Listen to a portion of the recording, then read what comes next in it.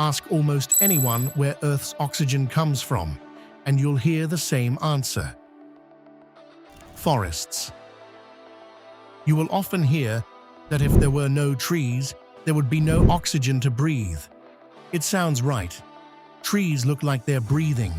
Leaves release oxygen. Forests feel alive. But this idea that trees are our main source of oxygen is wrong in a very specific and important way. And understanding why reshapes how we think about the planet itself.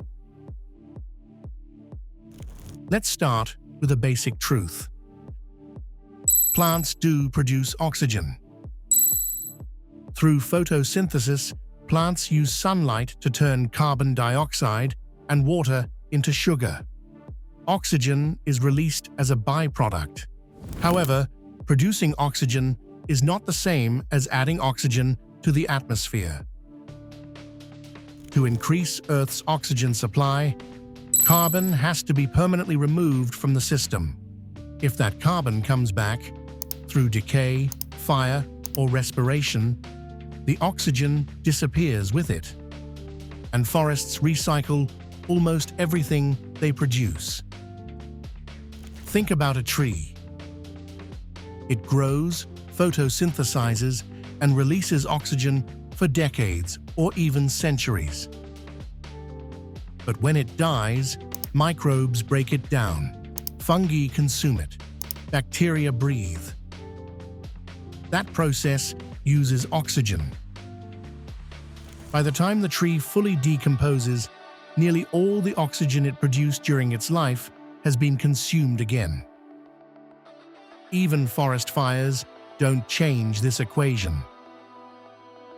When a forest burns, the carbon stored in the wood combines with oxygen and returns to the atmosphere as carbon dioxide. It consumes oxygen rapidly. The fire doesn't destroy oxygen. It simply reverses what photosynthesis once did. Over long periods of time, forests give back almost exactly what they take. From an atmospheric perspective, the net gain is close to zero. Forests are oxygen recyclers, not oxygen suppliers.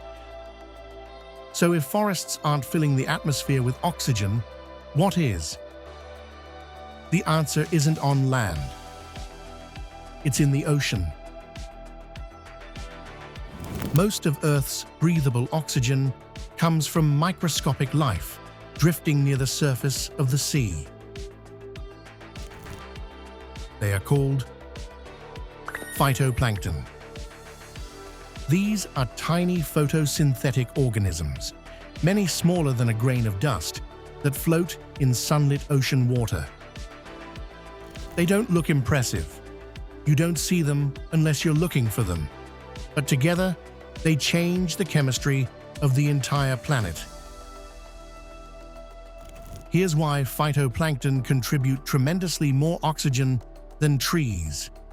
When phytoplankton photosynthesize, some of the carbon they use sinks into the deep ocean when they die.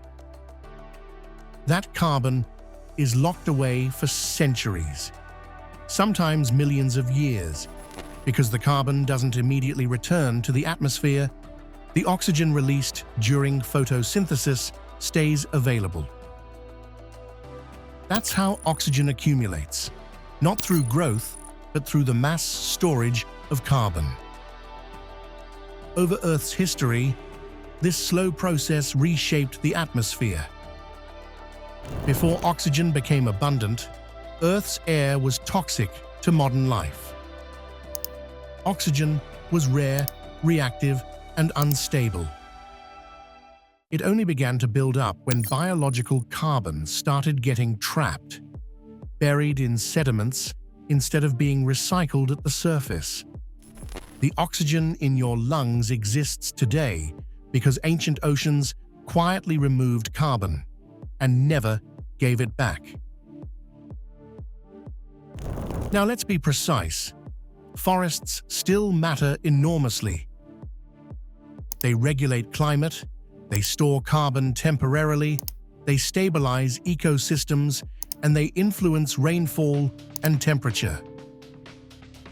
Calling rainforests the oxygen creators of the planet creates a misrepresentation of what's really making all the oxygen. It implies that losing forests means we'll run out of oxygen. The simple fact is that we wouldn't. But losing forests will destabilize climate, accelerate warming, disrupt water cycles, and collapse ecosystems. There's another subtle point most people won't notice. Earth's oxygen supply isn't guaranteed. If carbon burial stopped entirely, oxygen would slowly decline over geological time. Not tomorrow, not in a century, but eventually. It's a balance, a chemical agreement between life, geology, and time. So here's the reality behind the myth. Forests don't give us oxygen to breathe tomorrow morning, but they give us things that are just as important: stability and life. The oxygen in your lungs mostly comes from ancient oceans and microscopic life you've never seen. The trees keep the planet livable long enough for that oxygen to matter. Forests aren't the source of Earth's oxygen, but they're one of the reasons the planet still works at all.